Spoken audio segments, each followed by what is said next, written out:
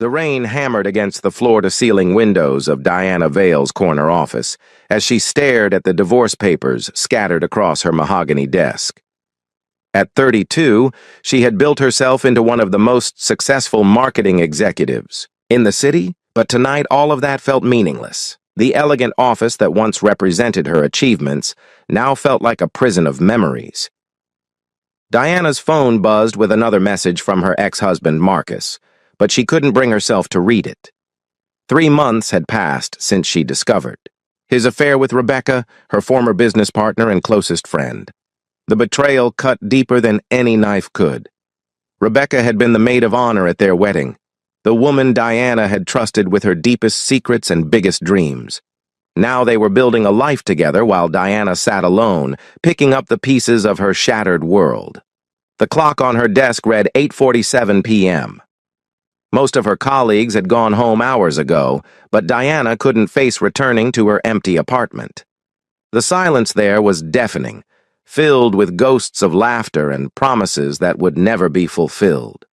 She had thrown herself into work, accepting every project and working late into the night, but tonight, even her passion for creating brilliant campaigns felt hollow. Diana gathered the papers and slipped them into her briefcase. She needed a drink, something strong enough to dull the ache in her chest. The Crimson Lounge was only 3 blocks away, an upscale establishment where she could blend into the shadows and drink in peace. The rain had softened to a gentle drizzle. As she walked, her heels clicking rhythmically against the wet pavement. The lounge exuded sophistication with its dim amber lighting and rich leather furnishings. Jazz music floated through the air, creating an atmosphere of refined elegance. Diana chose a seat at the far end of the mahogany bar, away from the couples sharing intimate conversations. The bartender, a distinguished man in his 50s, approached with a knowing smile.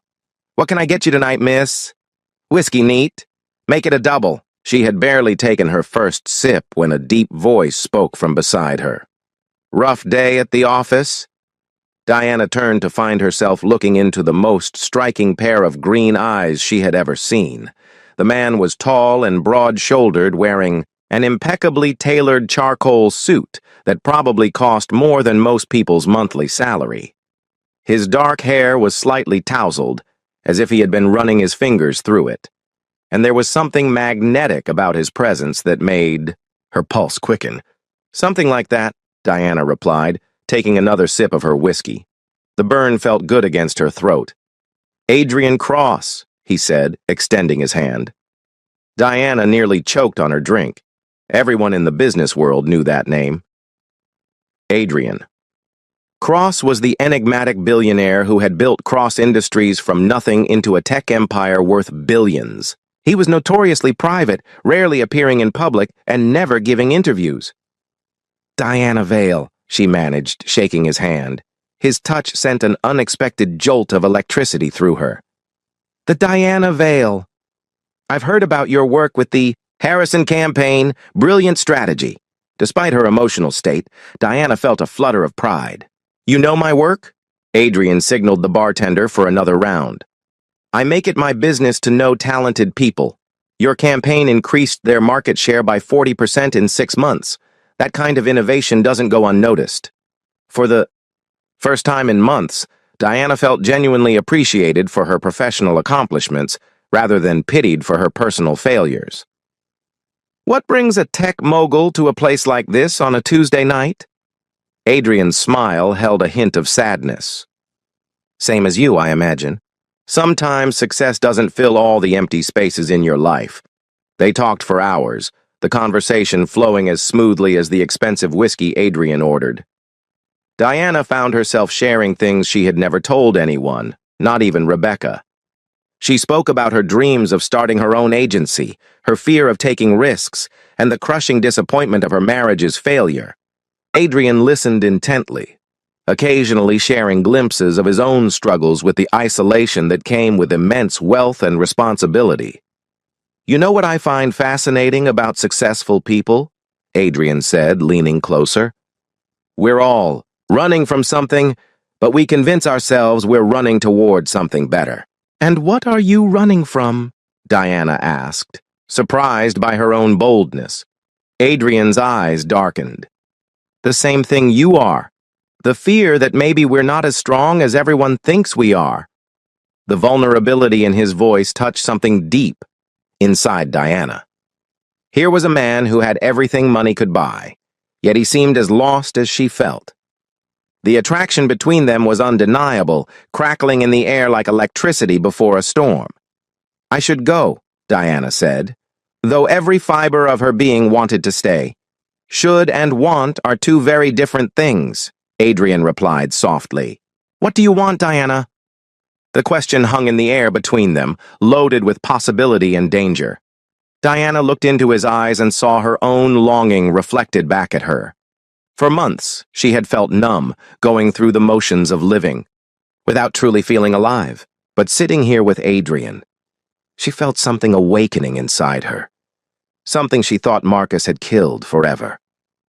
"I want to feel alive again," she whispered. Adrian stood and offered his hand. "Then come with me." Diana hesitated for only a moment before placing her hand in his. They left the lounge together, stepping into the cool night air. Adrian's driver was waiting with a sleek black sedan, and within minutes they were gliding through the city streets toward the elite district where only the wealthiest residents lived. Adrian's penthouse occupied the entire top floor of a gleaming skyscraper.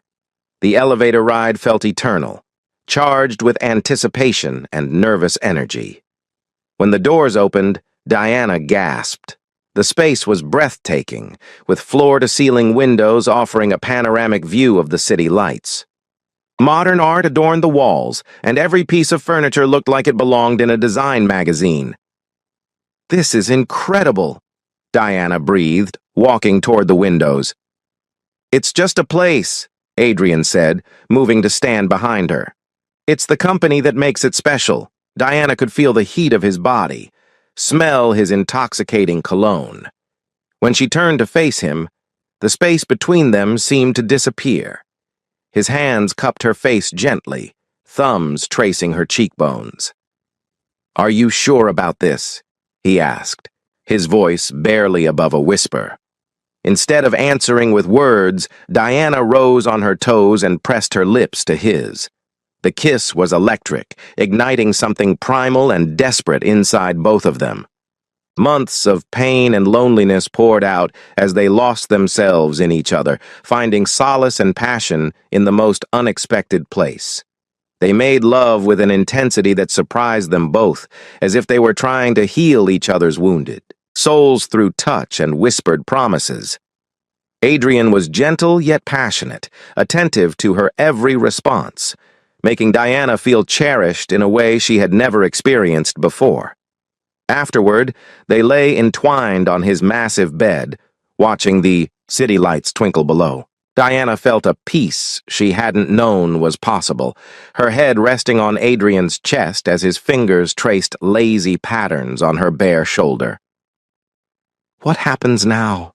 she asked softly. "Now we see if lightning can strike twice," Adrian replied, pressing a kiss to the top of her head. Diana closed her eyes, allowing herself to hope for the first time since her world had fallen apart.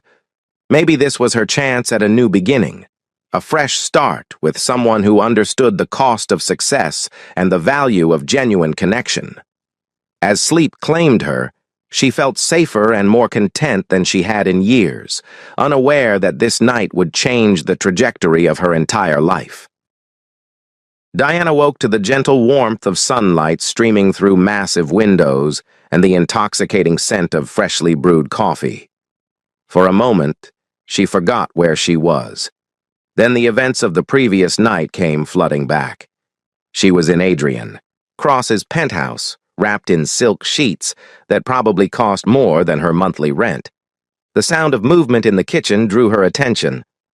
Adrian appeared in the doorway, impeccably dressed in dark slacks and a crisp white shirt, carrying 2 steaming mugs. Even in the morning light, he was devastatingly handsome, his dark hair slightly messed, and his green eyes bright with something that looked like genuine affection.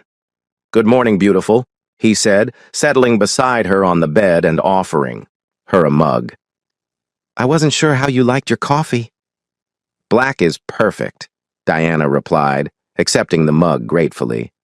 The coffee was exceptional, rich, and aromatic. "You didn't have to get dressed. I should probably be the one sneaking out before dawn." Adrian's expression grew serious. "Is that what you want?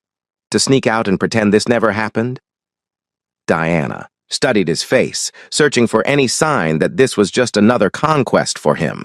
Instead, she saw vulnerability and hope, the same emotions she felt swirling inside her own chest. "No," she admitted softly. "I don't want to pretend." "Good, because I have a proposition for you." Adrian set down his mug and turned to face her, fully. "Cross Industries is expanding into new markets, and I need someone with your expertise to head our marketing division. The salary would be triple what you're making now, plus equity in the company." Diana nearly spilled her coffee. "Are you offering me a job because we slept together?" "I'm offering you a job because you're brilliant at what you do. The fact that we have incredible chemistry is just a bonus."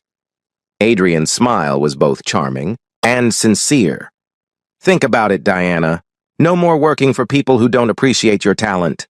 You'd have complete creative control and unlimited resources to build something extraordinary." The offer was tempting beyond belief, but Diana had learned to be cautious. "What's the catch?" "No catch. Just an opportunity to start fresh, both professionally and personally." Diana spent the morning getting to know the real Adrian Cross. Not the mysterious billionaire from magazine covers, but the man who had built an empire from nothing after growing up in foster care. He showed her around his penthouse, sharing stories about the artwork he had collected and the books that lined his personal library. There was a depth to him that the media never captured, a genuine kindness beneath the powerful exterior. 3 days later, Diana found herself walking through the gleaming halls of Cross Industries headquarters. The building was a monument to modern architecture, all glass and steel reaching toward the sky. Her new office was on the 40th floor with a view that took her breath away. "Welcome to your new kingdom," Adrian said, appearing behind her as she gazed out at the city below. "It's incredible," Diana breathed. "I can't believe this is really happening." "Believe it. You've earned this opportunity." Adrian moved closer, his presence sending familiar shivers down her spine. "Dinner tonight? I know a place that makes the best seafood in the city." Diana turned to face him, noting the hopeful expression in his eyes. "Are we going to be able to keep business and personal separate?" "Probably not," Adrian admitted with a grin. "But I'm willing to risk it if you are." Their relationship developed naturally over the following weeks. Adrian was attentive without being overwhelming, giving Diana space to establish herself in her new role while making it clear that his interest in her went far beyond professional. They had dinner together several times a week, sometimes at exclusive restaurants, other times in Adrian's penthouse where he surprised her by being an excellent cook. Diana threw herself into her new position with enthusiasm she hadn't felt in years. She developed innovative campaigns that generated buzz throughout the industry and increased Cross Industries' market visibility dramatically. Her team respected her leadership style, and she found herself genuinely excited to go to work each morning. But success came with unexpected challenges. Diana began noticing tension within the company's executive team. There were whispered conversations that stopped when she entered rooms, and several senior managers seemed resentful of her rapid rise within the organization. She tried to dismiss it as typical corporate politics, but her instincts told her something deeper was at play. The first real sign of trouble came during a board meeting 6 weeks into her tenure. Harold Blackwood, Adrian's longtime business partner and the company's chief financial officer, questioned every aspect of Diana's latest campaign proposal with barely concealed hostility. "These projections seem overly optimistic," Blackwood said, his steel-gray eyes fixed on Diana with obvious disdain. Perhaps our new marketing director needs more time to understand how we operate here. The projections are based on solid market research and proven strategies, Diana replied calmly, though she could feel heat rising in her cheeks. I've included detailed analysis supporting every recommendation. Harold, Diana's track record, speaks for itself, Adrian interjected, his voice carrying a warning edge. Her campaigns have already exceeded our expectations. After the meeting, Diana cornered Adrian in his office. What's Blackwood's problem with me? Adrian's jaw tightened. Harold has been with me since the beginning. Sometimes he forgets that the company has grown beyond what two men can manage alone. It's more than that, isn't it? He thinks I'm here because we're sleeping together. Are you? Adrian asked quietly. Diana felt a flutter of panic. Are we? I mean, we haven't really defined what this is between us. Adrian stood and moved around his desk to where she sat. Taking her hands in his, he looked directly into her eyes. I want you in my life, Diana, both professionally and personally. But if the professional part is causing problems for you, we can figure something else out. No, Diana said quickly. I love this job. I love the challenges and the opportunities. I just need to know that you believe in my abilities. I believe in you more than you know, Adrian said, leaning down to kiss her softly. Give me some time to handle Harold. He'll come around. But Blackwood didn't come around. If anything, his hostility toward Diana intensified. She began finding errors in reports that she was certain had been correct when she submitted them. Important emails went missing from her inbox, and she was excluded from meetings that directly affected her department. Diana tried to discuss the situation with Adrian, but he seemed preoccupied with other business matters. Cross Industries was in the middle of a major acquisition, and Adrian was traveling frequently, leaving Diana to navigate the corporate politics alone. The breaking point came when Diana discovered that someone had been accessing her computer after hours. Her assistant Jessica stayed late one evening and witnessed Harold Blackwood leaving Diana's office well past normal business hours. I thought you should know, Jessica said nervously. He was in there for almost an hour. Diana felt a chill run down her spine. She had been working on a confidential proposal for a new client, something that could position Cross Industries as a major player in the emerging sustainable technology market. If Blackwood was sabotaging her work, it could ruin both her reputation and the company's chances at landing the contract. That night, Diana confronted Adrian in his penthouse.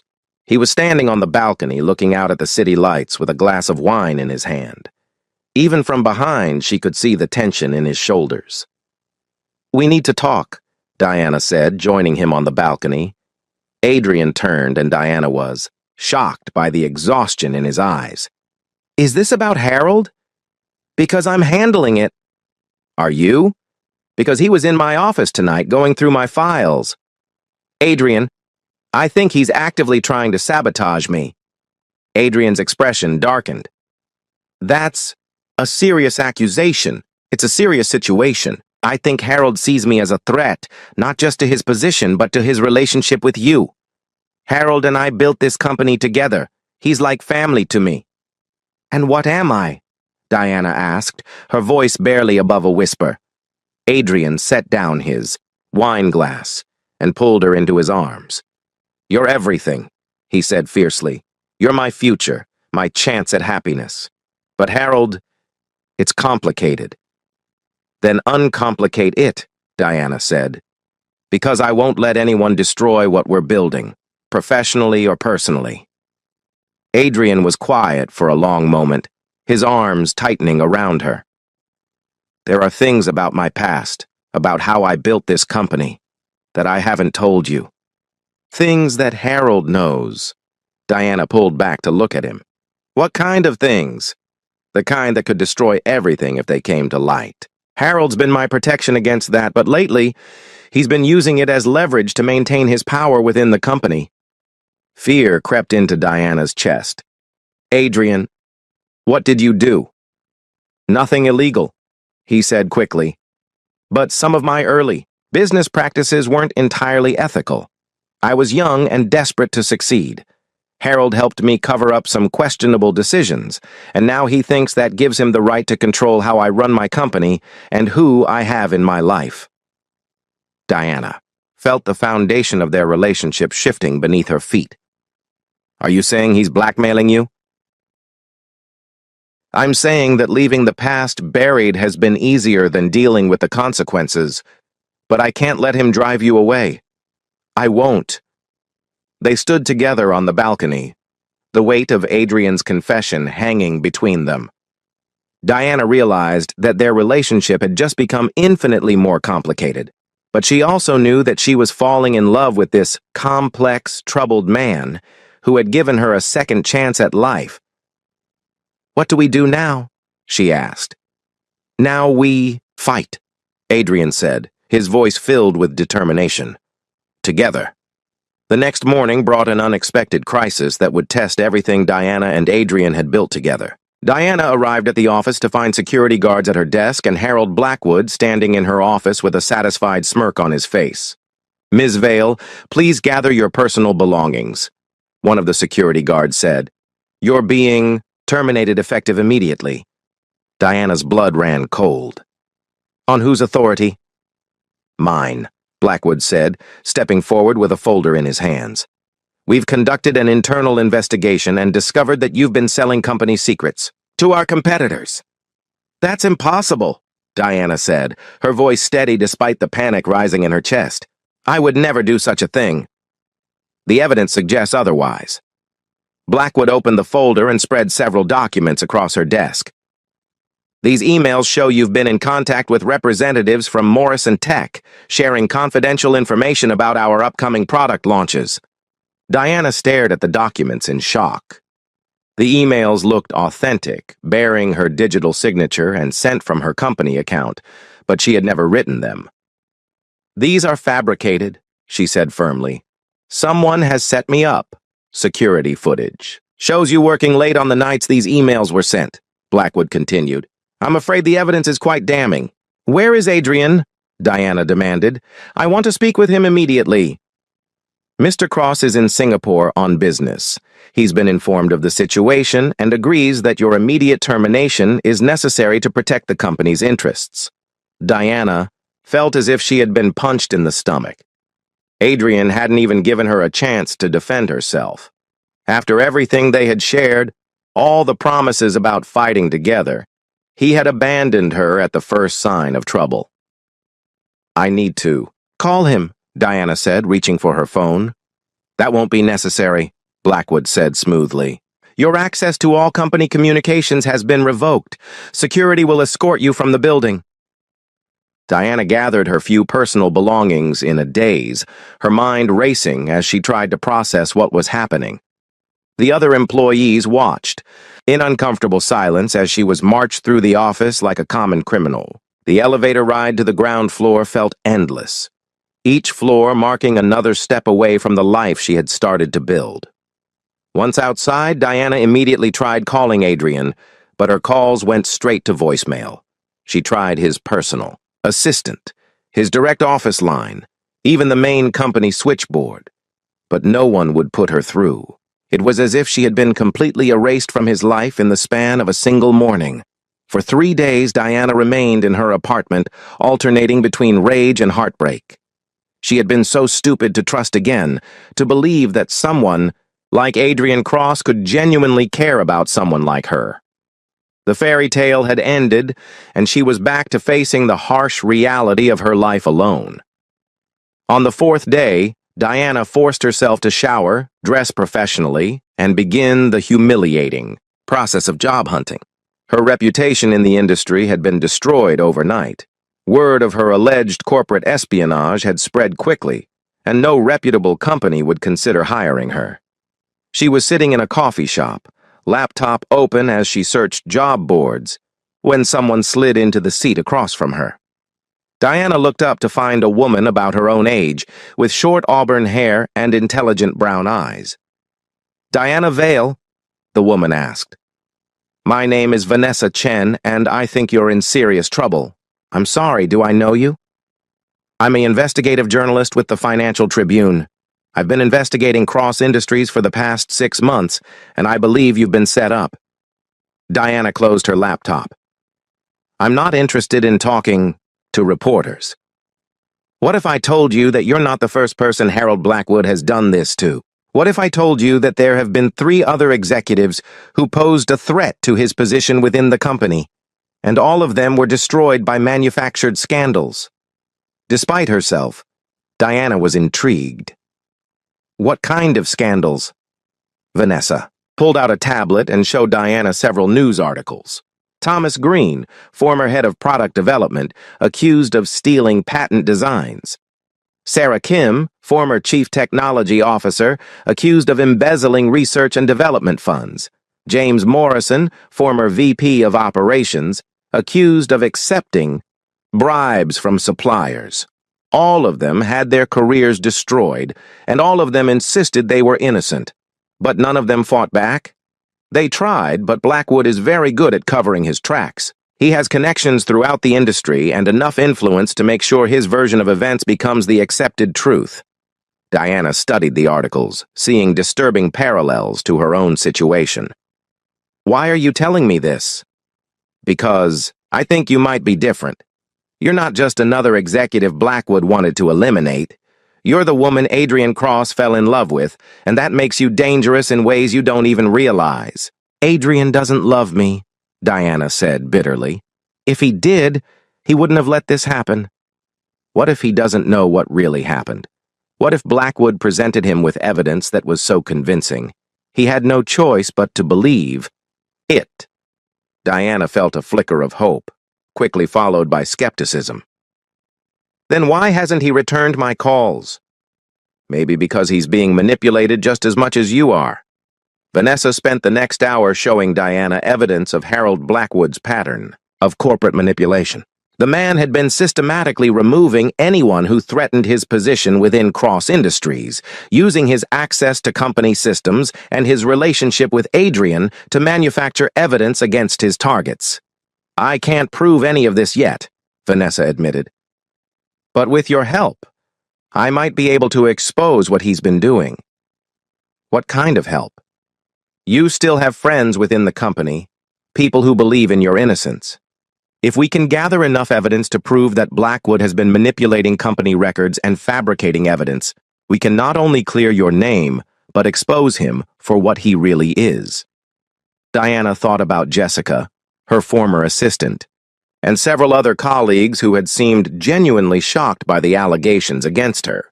It's risky. If we're caught, it could make things even worse. Your career is already destroyed, Vanessa pointed out. What do you have to lose? That evening, Diana met secretly with Jessica at a small restaurant across town. Her former assistant was nervous but eager to help.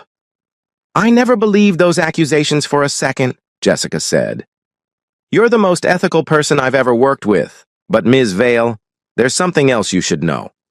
Mr. Cross came back from Singapore yesterday, and he's not himself. He's been locked in his office, and when Harold tried to give him an update on the situation, Mr. Cross threw him out. Diana's heart skipped a beat. What do you mean? I heard him shouting that Harold was a liar, and that he wanted to see all the evidence himself. Harold looked terrified when he left Mr. Cross's office. Maybe Vanessa was right. Maybe Adrian didn't know the whole truth about what had happened. Diana felt a surge of hope mixed with determination. She was going to fight for her reputation, her career, and the man she had fallen in love with. Over the next week, Diana and Vanessa worked tirelessly to gather evidence. Jessica provided access to company records that showed discrepancies in the digital timestamps of the allegedly incriminating emails. A former IT employee revealed that Harold had administrative access to the email system that would have allowed him to fabricate communications. Slowly, methodically, they built a case that exposed Harold Blackwood's elaborate deception. The confrontation came on a Friday evening. Diana used Jessica's keycard to enter the Cross Industries building after hours, her heart pounding as she made her way to Adrian's office. She found him there, slumped in his chair with his head in his hands, looking utterly defeated. "Hello, Adrian," she said softly from the doorway. He looked up, and Diana's breath caught at the pain in his eyes. "Diana? How did you get in here?" "I still have friends in this building. People who believe in the truth." Adrian stood slowly, as if every movement caused him pain. "I don't know what to believe anymore. Harold showed me evidence, emails, security footage, but my heart keeps telling me it's impossible, that you couldn't have done what he says you did." "Your heart is right," Diana said, stepping into the office and closing the door behind her. "Harold Blackwood has been systematically destroying anyone he sees as a threat to his position. I'm not the first, and I wouldn't have been the last." She pulled out the folder of evidence she and Vanessa had compiled and set it on Adrian's desk. "This proves that the emails were fabricated, that Harold has been manipulating company records for years, and that he's destroyed the careers of at least 3 other executives who posed a threat to his power." Adrian picked up the folder with trembling hands, scanning the documents with growing amazement and horror. "My God, Diana, what have I done? I should have trusted you. I should have fought for you instead of letting Harold convince me that you had betrayed me." "You were manipulated by someone you trusted," Diana said gently. "Harold knew exactly how to exploit your fears and your past." Adrian looked up at her with tears in his eyes. "Can you ever forgive me?" Instead of answering with words, Diana walked around the desk and took his face in her hands. "I love you, Adrian Cross. Not your money, not your power, but you. The man who built an empire from nothing, who takes care of everyone around him, who made me believe in love again." "I love you too," Adrian whispered. "More than I ever thought possible. I've been miserable without you. Nothing matters if you're not in my life." They kissed, with the desperate passion of 2 people who had almost lost everything, pouring months of separation and pain into a moment of pure connection. When they finally broke apart, both were breathing heavily. "What happens now?" Diana asked. "Now Harold Blackwood faces the consequences of his actions," Adrian said, his voice hard with determination. "He's betrayed not just you, but me and this entire company. I won't let him destroy anyone else." The next morning, Adrian called an emergency board meeting. With Vanessa Chen as a witness and all the evidence laid out before them, Harold Blackwood's elaborate deception was finally exposed. The man who had helped build Cross Industries was revealed as a master manipulator who had been systematically eliminating threats to his position. Blackwood was terminated immediately and faced criminal charges for fraud and corporate espionage. The other executives he had destroyed were offered reinstatement and substantial settlements. Diana was not only cleared of all charges, but offered her position back with a promotion and significant raise. 6 months later, Diana stood in the same penthouse where she had first spent the night with Adrian, but now it felt like home. They had been through hell together and emerged stronger, their love tested by betrayal and proven unbreakable. "I have something for you," Adrian said, appearing beside her as she gazed out at the city lights. Diana turned to find him holding a small velvet box, his eyes shining with love and nervous anticipation. "Diana Vale, you saved my company, my reputation, and my faith in love. You've shown me what real partnership means, both in business and in life." Adrian dropped to one knee, opening the box to reveal a stunning diamond ring. "Will you marry me?"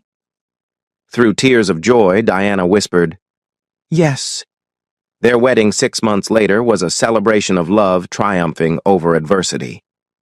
Standing before their friends and family, they pledged not just to love each other, but to face whatever challenges life might bring as true partners. As they danced their first dance as husband and wife, Diana marveled at how much her life had changed. A year ago, she had been broken and lost, drowning her sorrows in a glass of whiskey. Now she was married to the love of her life, running the marketing division of one of the most successful companies in the world, and expecting their first child. Thank you, she whispered in Adrian's ear as they swayed to the music. For what? For showing me that sometimes the best beginnings come from the worst endings. Adrian pulled her closer, his hand resting protectively over her still flat stomach where their child was growing. Here's to new beginnings, Mrs. Cross. As they spun slowly on the dance floor, surrounded by love and looking toward a future bright with possibility, Diana knew that she had found her happily ever after. Not because life would be easy, but because they would face it together, stronger, for having overcome the obstacles that had tried to tear them apart.